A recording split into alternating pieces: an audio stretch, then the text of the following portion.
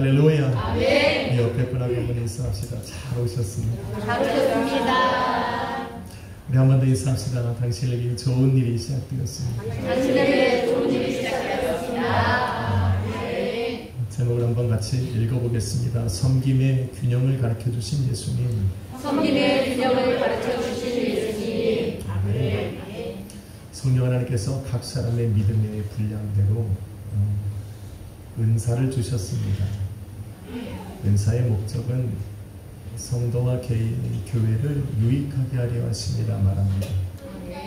성도의 유익이란 우리들의 입으로 예수 그리스도를 주라 시인하게 하는 것이요, 교회의 유익은 하나 되게 하는 은혜입니다. 아멘. 그러기 위해서 우리는 봉사를 하기 위하여 성령 하나님께서 또 주님께서 우리에게 직분을 맡겨주셨는데, 원어로 디아코니아라고 부르는 이 봉사는 주님과 그의 몸된 교회를 섬기는 사랑의 행위들을 말하고 있습니다.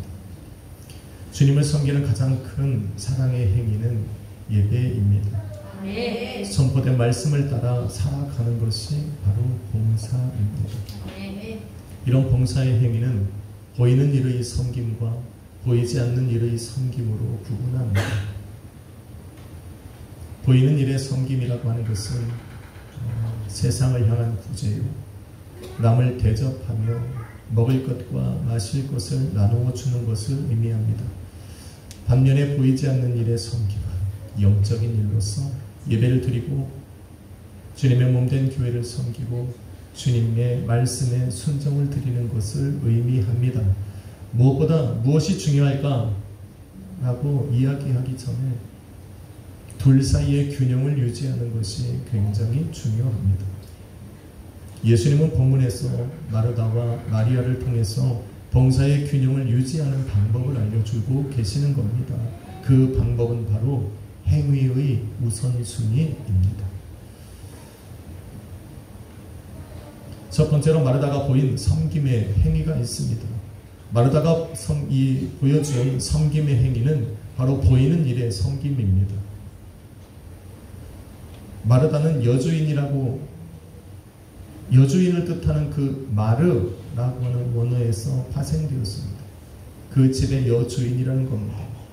그래서 그 집에 드나드는 모든 이들에 관한 책임이 있는 사람이었습니다. 집안에 있는 모든 살림을 관리하는 사람입니다. 결정하는 사람입니다. 마르다는 그 곳을 지나는 예수님과 제자들을 자신의 집으로 영접합니다. 영접한다라고 하는 뜻은 손님으로서 환대했다는 뜻입니다. 기쁨으로 맞이했다는 겁니다. 그를 대접함에 있어서 온 마음을 다했다는 뜻입니다. 그렇게 마르다는 예수님과 제자들을 영접하여 자기의 집에 모신 겁니다. 기쁨으로 섬김을 시작했다는 겁니다. 누군가를 섬기려면 섬김을 받는 그 사람의 마음을 기쁘게 해줘야 합니다. 할렐루야. 아멘. 초대해놓고 초대받은 그 사람의 마음을 불편하게 하면 안 됩니다. 히브리서 13장 1절로 2절에 보면 이렇게 말을 합니다. 형제 사랑하기를 계속하고 손님 대접하기를 잊지 말라 말을 합니다. 그리고는 3절에 부지 중에 손님을 대접함으로 큰 복을 받은 사람들을 이야기해 주고 있습니다. 창세기 18장 2절로 10절에 보면 아브라함이 장막 안에 있는데 그 장막 밖에서 서 있는 세 사람을 보게 됩니다. 말씀해 보니 아브라함이 그들을 보자마자 그들이 서 있는 것을 본 그 즉시로 곧장 장막 문으로 달려가서 그들을 영접했다 말을 합니다. 환대한 것입니다. 기쁨으로 맞이해드린 겁니다. 그 사람들은 누굽니까? 하나님께서 보내신 사람들이었습니다. 아브라함은 그들을 자신의 집으로 영접하여 드리고 그들을 대접합니다. 기쁨으로 섬기기 시작합니다. 그런데 아브라함의 이 환대를 받은 이 사람들이 아브라함을 축복하기 시작합니다. 당시 아브라함과 사라는 무자했습니다. 당시에 무자했다라고 하는 것은 하나님께 저주받은 인생이었습니다. 이들이 그 아브라함의 상황과 형편과 처지를 알고 그들에게 가장 필요한 복을 주시는데 바로 자녀의 복이었습니다. 그리고 아브라함에게 이렇게 말합니다. 내년 이맘때에 내가 반드시 너에게로 돌아오리니 내 아내 사라에게 자식이 아들이 있으리라. 할렐루야. 그 섬기는 거 하나가 보는데 얼마나 그 섬김으로 그들의 마음을 기쁘게 해드렸는지. 정말 사람의 노력으로 안 되는 그 자녀의 복을 80세가 된 그 아브라함과 사라에게 복을 주신 겁니다. 사실은 이 세 사람이 아브라함을 찾아가서 그 앞에 섰던 것은 다른 이유가 있습니다. 하나님께서 이들을 보내셔서 하나님의 눈에 시선에 범죄하고 타락한 소돔과 고모라를 하나님께서 저주하고 심판하시고자 그들의 죄악이 어떠한지를 보게 하시기 위하여 그들을 보내신 겁니다.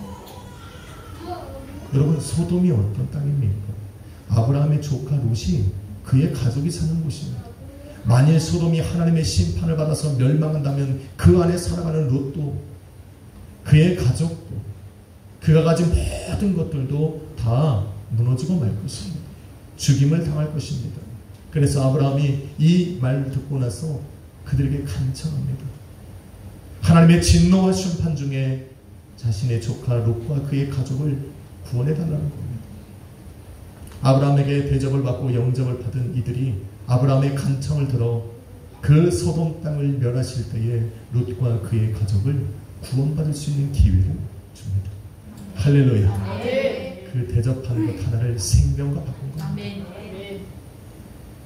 그 세 사람이 이제 아브라함을 떠나서 소돔 땅에 이르렀을 때에 그 소돔 땅에서 가장 먼저 그들을 발견하고 영접한 이가 있는데 바로 아브라함의 조카 롯이었습니다. 성경에 보니 창세기 19장에 롯이 그들을 보고 일어나 영접하며 땅에 엎드려 절하고 그들에게 이렇게 말을 합니다. 내 주여 돌이켜 종의 집으로 들어와 발을 씻고 주무시고 일찍 일어나 가는 길을 가십시오. 그리고는 그들을 자신의 집으로 모셔드리고 식탁을 베풀고 그들을 위한 떡을 굽기 시작합니다. 환대한 것입니다. 영접한 것. 한 번도 보지 못했던 그들을, 그 광야의 길을 걸어 먼 길을 걸어온 그들을 자신의 집으로 불러 그렇게 대접을 하는 겁니다. 롯의 대접을 받은 그들이 자신들이 온 목적에 대하여 롯의 이야기를 합니다. 그리고는 머지않아 이 땅이 하나님의 진노와 심판 가운데 멸망을 받을 것이라 말하며 그 진노 중에 구원받을 길을 알려줍니다. 뒤도 돌아보지 말고 보이는 곳으로 가라.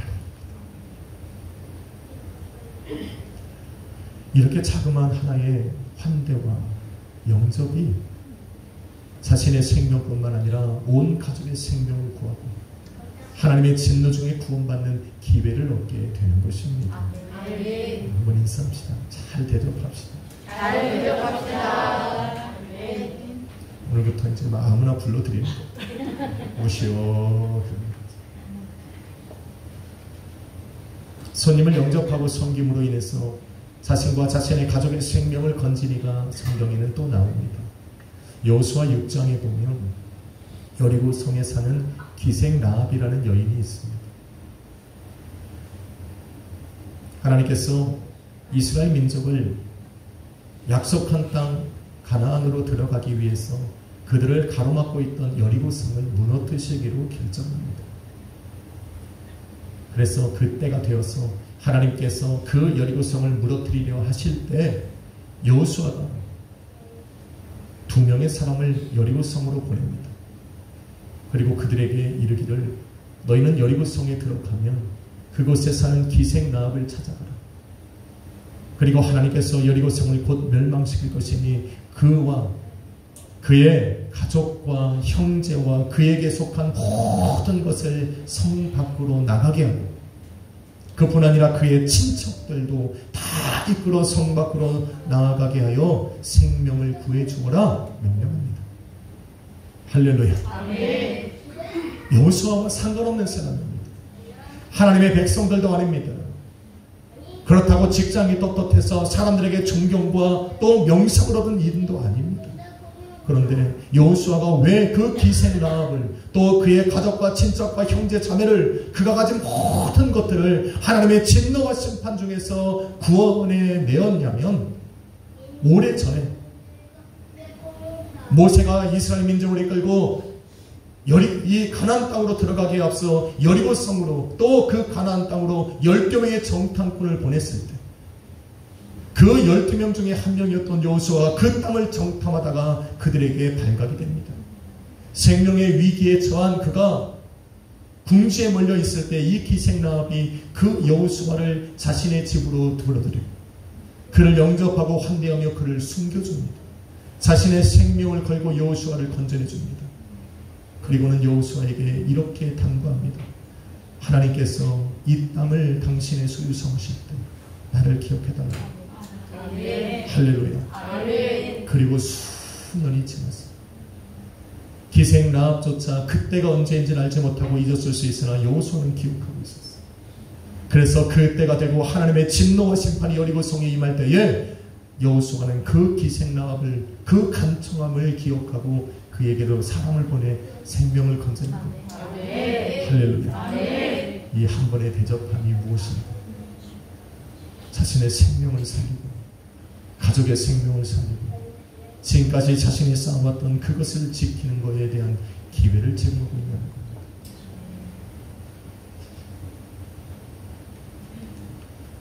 그래서 사도 바울이 이렇게 말합니다. 로마서 12장 13절에 너희는 손님 대접하기를 힘쓰라.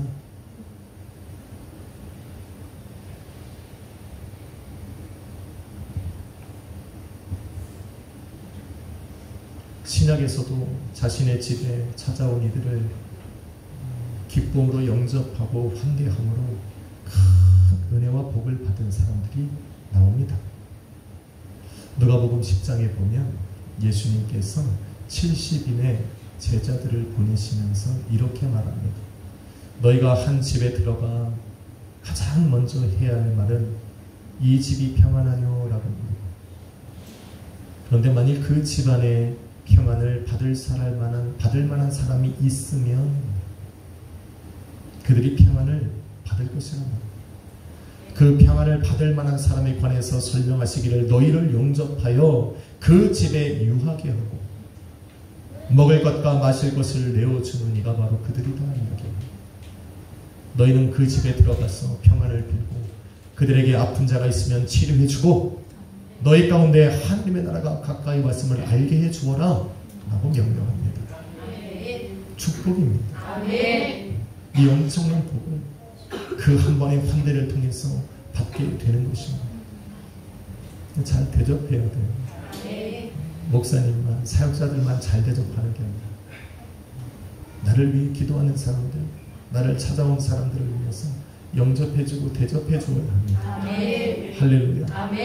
그래서 신방을 가면 정성스럽게 음식을 준비해서 내놓는 거예요. 그것이 식사든 커피든 상관없어요. 먹는 사람이 좋아하는 거 주면 됩니다. 저는 기본적으로 아메리카노 좋아합니다. 예전에 믹스커피 좋아했는데 내리는 커피에 맛을 들였습니다. 그거면 돼요. 저는 그것을 먹고 그 집을 축복할 겁니다. 전사님들은 뭐 좋아해? 빨리 말해요. 기회야. 라떼? 오케이. 능가를 내 집으로 초대했다면 그들을 가장 높은 상석에 앉히고 그들을 대접하는 겁니다. 그것이 누가 되었던 대접을 하면 하나님께서 말씀하신 대로 이루어지는 겁니다. 성경에 보면 황금률이라는 말씀이 있습니다. 황금률이라고 하는 것은 마태복음 7장 12절에 기록되어 있는데 너희가 대접을 받고자 하는 대로 대접하라. 그래서 남을 대접하는 것, 환대하는 것, 영접하여 드리고 그들에게 먹을 것과 마실 것을 주고 그들을 높인다는 것은 자신 또한 그렇게 대접받을 수 있는 기회를 쌓아놓는 것이죠. 그것이 죽게 하듯 하는 것이라면 주님께로 말미암는 은혜와 복을 받을 기회를 쌓아놓는 것입니다. 할렐루야. 본문에서 예수님과 제자들을 영접하여 자신의 집에 드리고 기쁨으로 섬긴 마리아의 행동은 이처럼 복되고 귀한 일입니다. 하나님께 칭찬받을 일입니다. 그런데 내용을 보면 꼭 그렇게 보이지는 않습니다. 문제는 무엇이냐면 바로 섬김의 균형에 있는 겁니다. 행동의 우선순위가 바뀌었기 때문입니다. 예수님께서는 분주함 속에 예수님의 발 아래 앉아서 예수님의 말씀만 듣고 있는 그 마리아를 보면서 예수님께 나아가 주여 내 동생이 나 혼자 일하게 두는 것을 생각하지 않으십니까? 마리아를 내게로 보내서 나를 도와주게 하십시오 라고 불평하고 있는 마르다에게 예수님께서 이렇게 말씀합니다. 마르다야, 내가 많은 일로 염려하고 근심하나 몇 가지만 하든지 혹 한 가지만이라도 족하니라. 어떤 이들은 이것을 이렇게 해석합니다.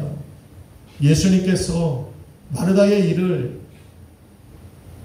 원하지 않으시고 마리아의 일을 원하셨다라고 이야기를 합니다. 원어에 보면 이렇습니다.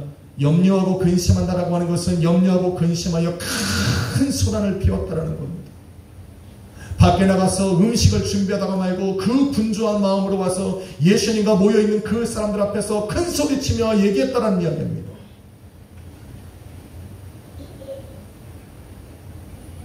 그런 마르다에게 예수님이 말씀하신 거예요. 마르다가 지금 마르다에게 하신 그 예수님의 말씀이 여러분은 어떻게 들으십니까? 많은 사람들이 이것을 마르다를 책망하셨다라고 해석을 합니다. 마르다의 이 그 봉사하고 섬기는 그 일을 예수님께서 나무라셨다라고 이야기를 하는 겁니다. 불평하고 투정하는 그 마르다를 우리 예수님께서 책망하셨다라고 해석을 합니다. 그러나 저는 그렇게 보지 않습니다. 예수님께서 마르다에게 말씀하시기 전에 마르다의 이름을 부릅니다. 마르다야, 마르다야. 마르다의 이름을 부르는 주님의 음성은 결코 분노의 소리가 아니었습니다. 염려하고 근심하여 소란을 떠는 그 마리아의 마음과 심정을 예수님은 너무나도 잘 알고 계시는 겁니다. 여주인으로서 자신이 영접한 사람들을 환대하고자 하는 그의 분주한 마음을 우리 주님이 이해하고 계시는 겁니다. 그래서 마르다의 이름을 다정한 소리로 부르신 거예요. 마르다야, 마르다야.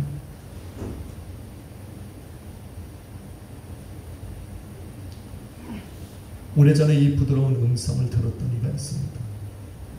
갈멜산에 제단을 쌓고 하나님의 이름을 모독하고 부인하고 외면하고 그런 450명의 바알 선지자들을 모아놓고 여호와의 제단 앞에서 그들을 쳐 죽여 승리를 거둡니다. 바로 엘리야입니다.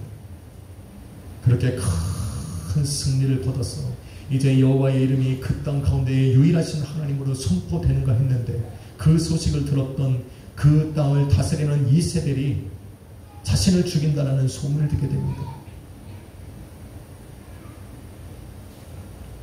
그런데 두려움에 밀려옵니다. 이세벨에게 분노와 칼이 얼마나 두렵던지 그 길로 광야로 도망쳐 나와 로뎀 나무 아래 숨어버립니다. 그리고는 그곳에서 하나님께 원망과 불평의 말을 내뱉습니다. 모두가 죽고 나 혼자만 남았으니 차라리 내 목숨도 거두어 가십시오. 지친다는 것. 이 엄청난 일을 했음에도 불구하고 열매가 없다는 것. 그러니 차라리 내 목숨도 주님 거둬가십시오 하고 하나님께 원망과 불평의 말을 던지기 시작합니다. 그때 그 모습을 바라본 예수님께서 천사를 보내서 그 엘리야를 어루만지시면서 로뎀나무 아래서 좌절하고 그 심한 우울증 속에 괴로워하고 있는 그 엘리야에게 먹을 것을 가져다 주면서 말씀하시기를 쉬어라. 먹고 재웁니다. 엘리야가 눈을 뜨면 다시 먹고 재웁니다. 뭐 하고 싶어도 못하면 눈 뜨면 먹을 거 주고 또 자라. 그의 지쳐있는 마음이 또 그의 지쳐있는 육체가 회복되어질 때까지 완전히 힘을 얻어서 다시 일어날 기력을 찾을 때까지 계속해서 그에게 먹을 걸 가져다 주면서 쉬라고 하십니다. 그의 몸이 이제 회복이 되어지고 그의 마음이 진정이 되었을 때 드디어 그에게 다가가 세미한 음성으로 말씀합니다. 엘리야야, 너와 같이 바알에게 절하지 않은 7,000명의 사람을 내가 남겨두었으니 너는 이제 일어나서 가라. 마르다의 이름을 부르신 주님의 음성이 바로 이와 같은 것입니다. 예수님은 마르다를 책망하신 것입니다.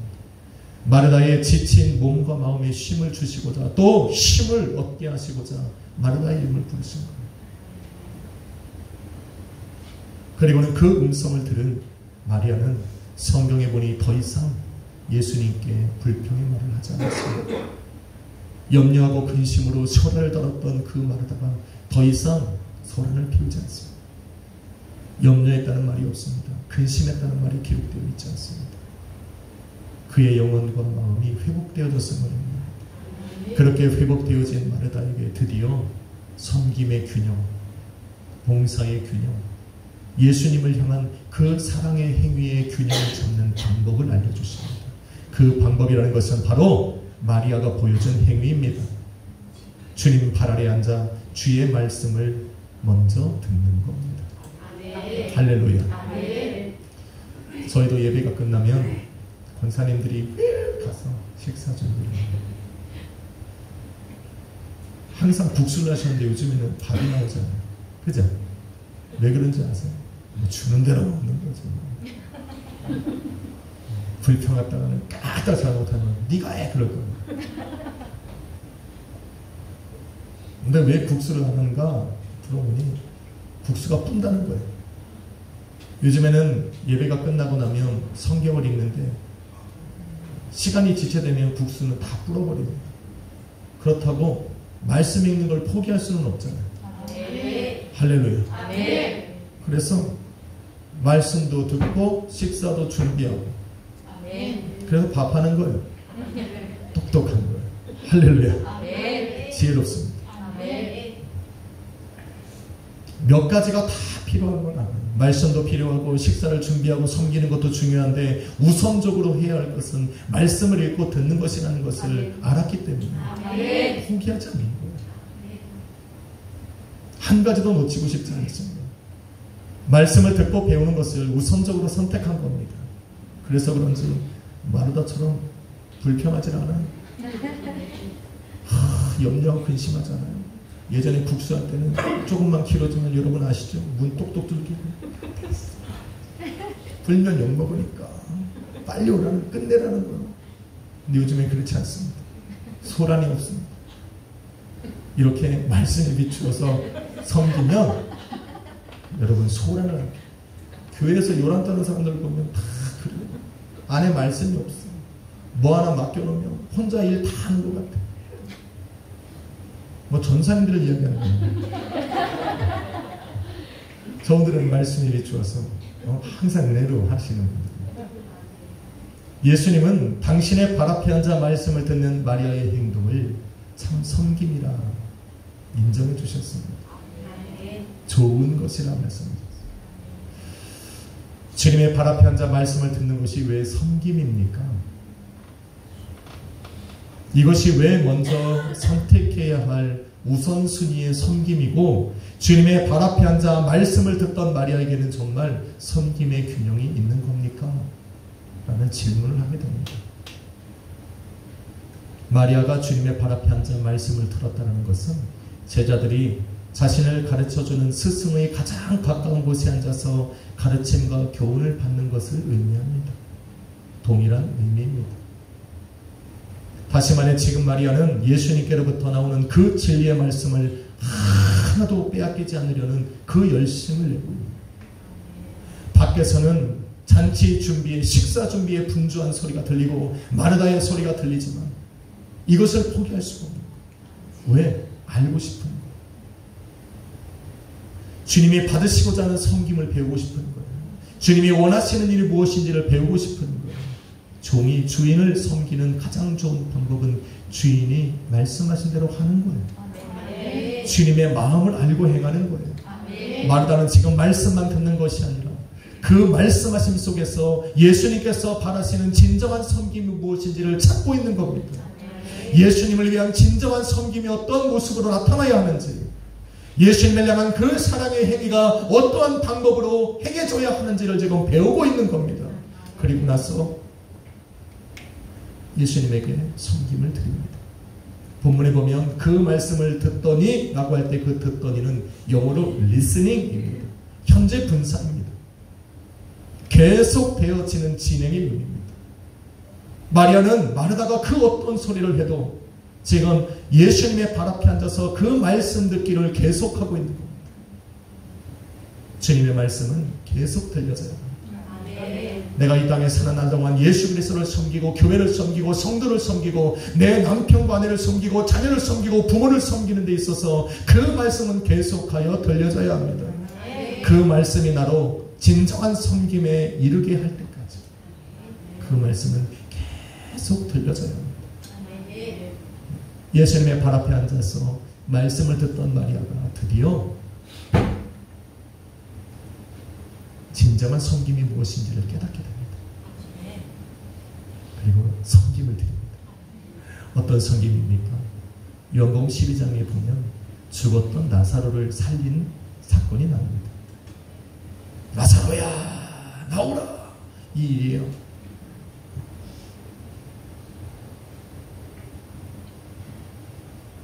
나사로가 누구냐면 마르다와 마리아의 동생입니다.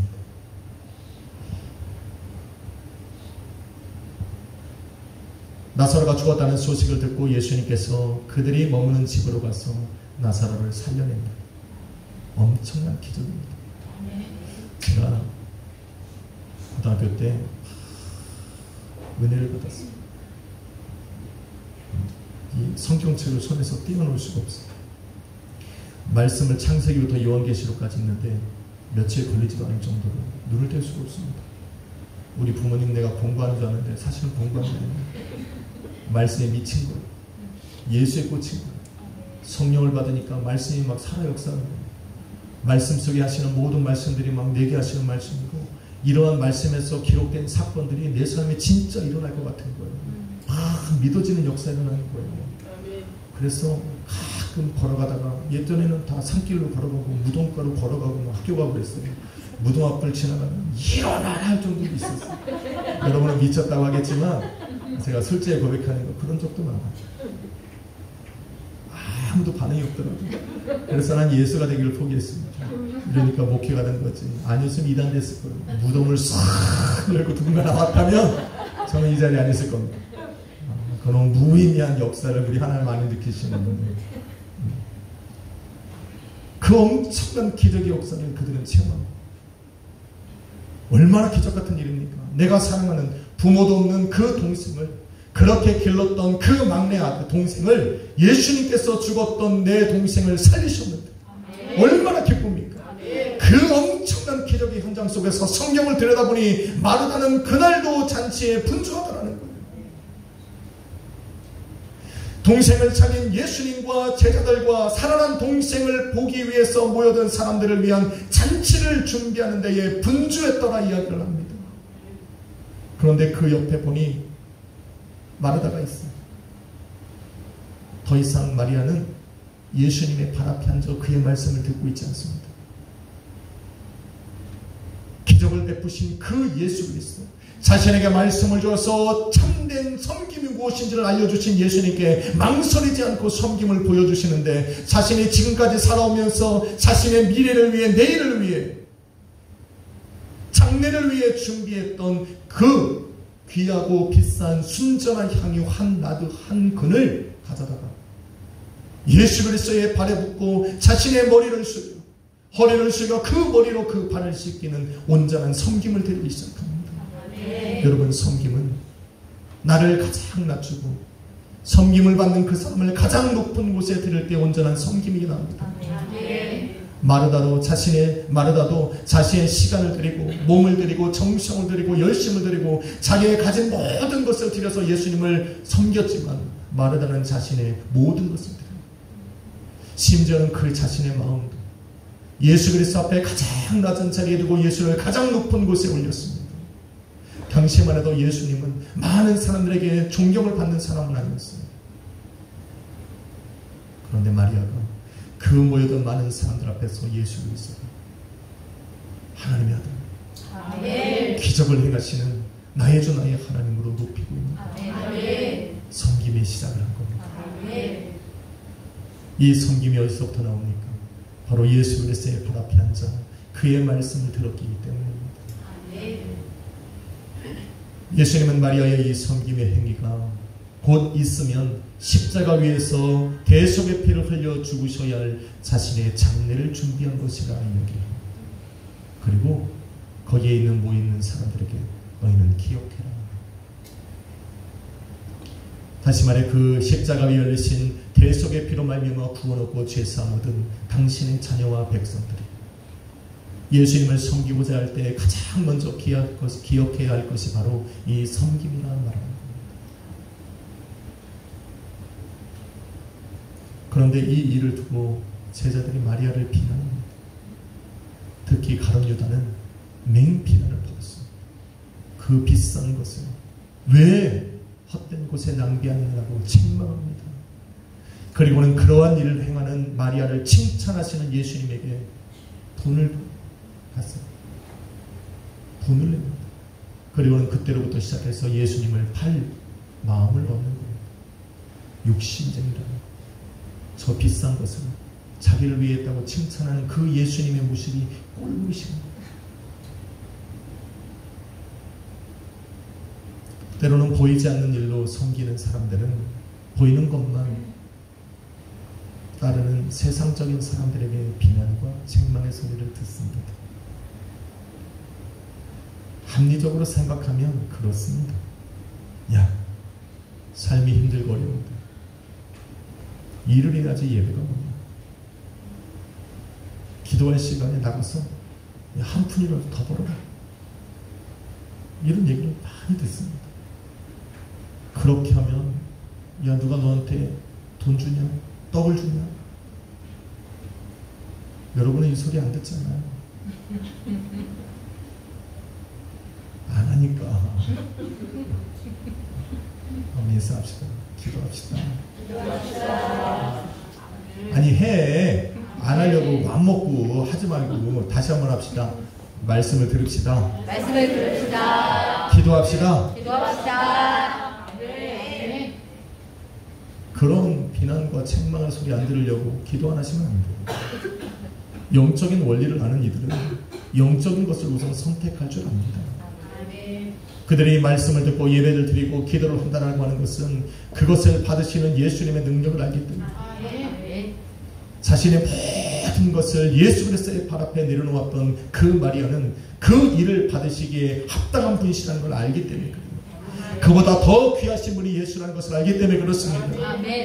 기도하는 사람은, 예배를 드리는 사람은, 말씀을 듣는 사람들은 바로 그 말씀의 주인 되신, 기도에 응답하시는, 예배를 받으시는 예수가 누구인지를 알기 때문에 그래요.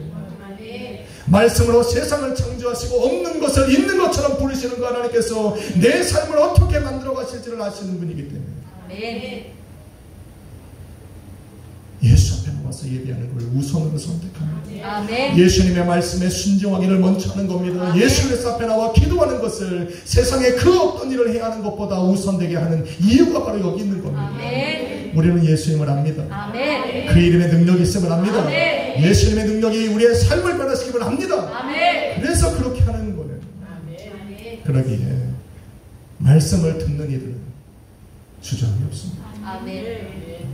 말씀 듣기를 포기하지 않습니다. 성도는 하나님의 은혜로 새로운 삶을 얻은 사람들입니다. 죽었던 우리를 살리신 그 예수 그리스도의 능력을 입고 하루하루를 살아가는 사람들입니다. 그래서 예수님께서는 그런 우리 성도들의 삶을 열어놓습니다. 사업을 하게 하고 직장을 얻게 합니다. 열심을 얻게 하고 가정을 세웁니다. 그런데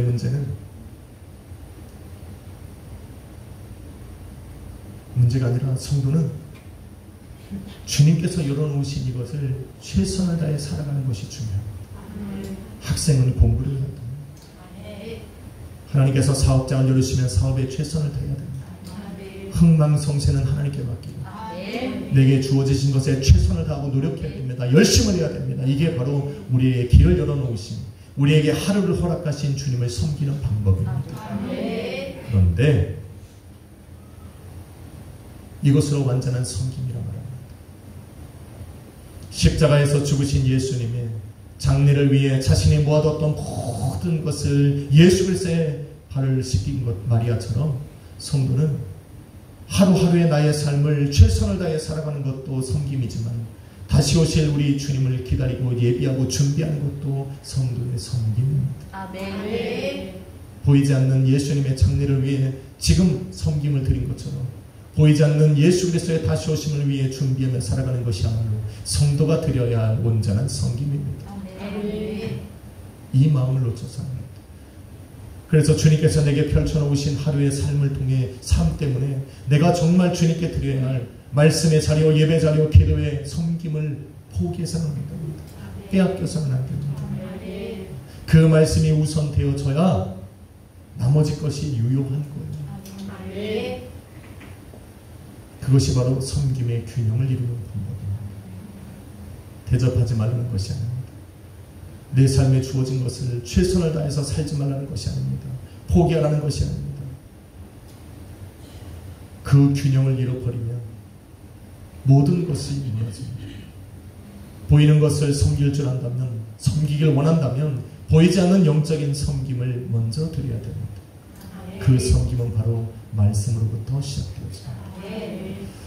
그래서 마리아가 주님 곁에 가까이 나아가 그 발에 앉아서 예수 그리스도의 말씀을 듣고 그것을 빼앗기지 않으려고 몸부림친 것처럼 성도들 또한 먼저 주님의 말씀이 선포되는 예배를 사모하고 세상 일로 분주하여 그 예배 자리를 포기하고 놓쳐서는 안 됩니다. 주님의 말씀은 주님 앞에 온전한 성도가 주님 앞에 온전한 섬김을 드릴 수 있도록 마땅히 해야 할 일과 마땅히 걸어갈 길을 알려줍니다. 그게 말씀입니다. 사랑하는 성도 여러분, 예수님과 그의 몸된 교회와 성도를 섬기는 데 있어 말씀의 기초가 되지 않으면 섬김의 균형을 잡을 수가 없습니다. 믿음이 있어 주님을 따르는 제자로 부르심을 받은 우리는 이 좋은 편을 택하고 그것을 빼앗기지 않았던 마리아처럼 말씀을 배우고 순종하는 일, 예배 가운데 나와 우리 하나님 앞에 기도하는 일, 이런 섬김을 세상 일로 빼앗겨서는 안 됩니다. 말씀이 기초가 되지 않는 사람은 섬김의 균형을 잃어버립니다. 섬김의 균형을 잃어버리면 마르다처럼 기쁨으로 시작한 섬김이 머지않아 불평이 됩니다. 말씀의 인도함을 받지 않은 봉사와 섬김은 머지않아 염려와 근심으로 다가옵니다.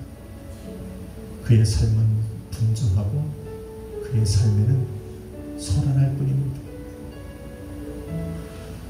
섬김의 균형을 잃지 마십시오. 무엇을 대접하는 것도 중요하지만 그 대접하는 그 방법과 길과 나아갈 것을 알려주시는 그 예수 그리스도의 말씀 듣기를 먼저 해야 합니다. 그것이 바로 섬김의 균형을 유지하는 방법입니다. 한 주간 여러분 많은 사람들을 섬기십시오. 가깝게는 나의 남편과 아내를 죽게 하듯 섬기십시오. 자녀를 섬기십시오. 부모를 섬기십시오. 죽게 하듯 하십시오. 이것은 하나님께로부터 오는 은혜와 복을 받는 바의 비결입니다. 그러나 이 일로 인해서 우리가 먼저 해야 할 말씀을 듣는 것을 등한시해서는 안 됩니다. 오늘 예수님께서 말씀하신 섬김의 균형은 말씀으로부터 시작되어집니다. 그 말씀이 여러분 안에서 참된 섬김을 만들어낼 것이고 그 섬김을 드릴 때 예수님께 칭찬을 듣고 좋은 열매로 삶에 맺어지는 줄 믿습니다. 한번 인사합시다. 잘 섬기시고 한 번 더 인사합시다. 섬김의 균형을 잃지 맙시다.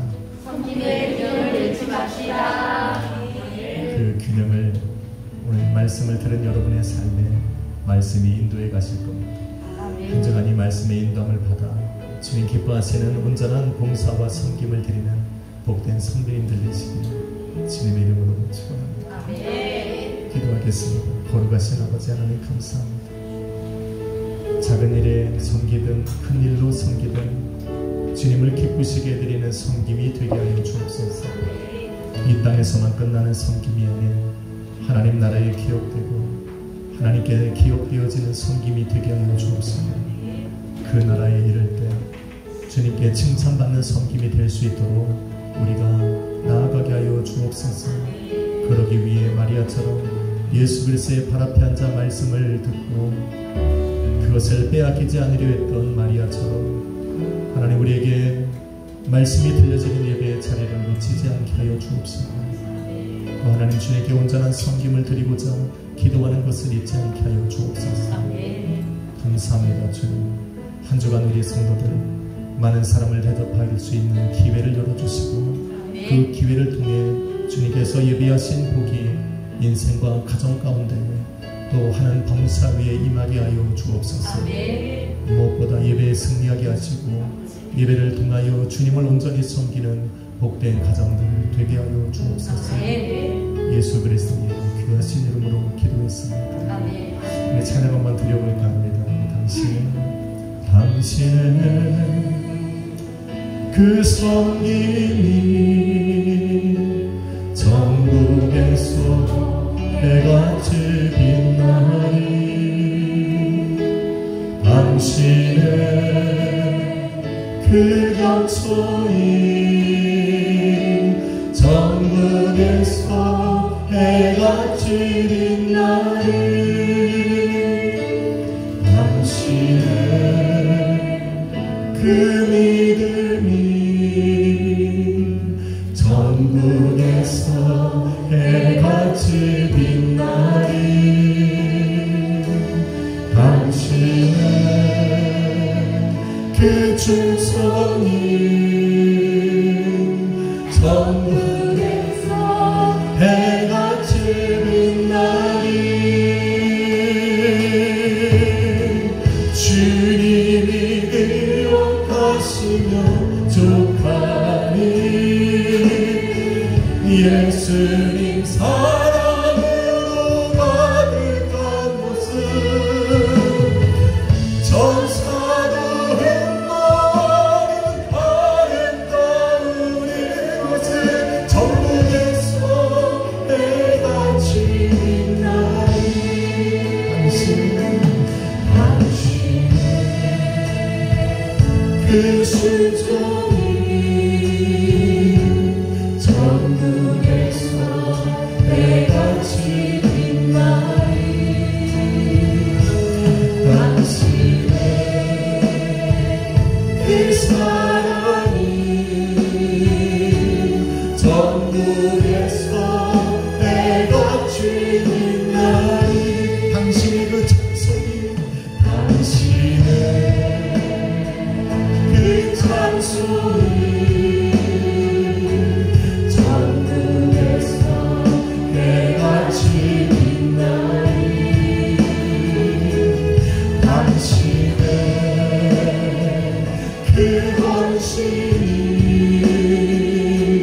전국에서 해같이 빛나니 주님이 기억하시며 족하니 불타는 사명으로 가득한 모습 전사도 흠모하는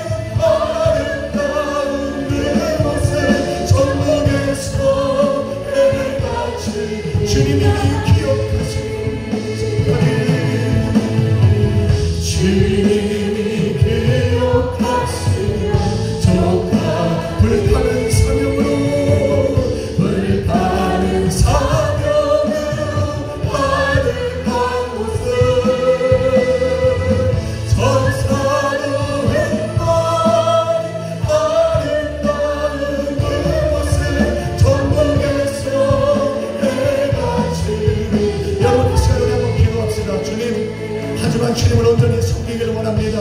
예배로 섬기게 하여 주옵소서, 말씀으로 섬기게 하여 주옵소서, 기도로 섬기게 하여 주옵소서. 또한 아버지 나의 삶에 찾아온 많은 사람들을 환영하고 환대하고 영접하여 드리고 그들을 예수 그리스도와 같이 섬김으로 말미암아 하늘의 놀라운 복이 가정과 하는 범사위에 임하게 하여 주옵소서. 주여 한번 우리 박수로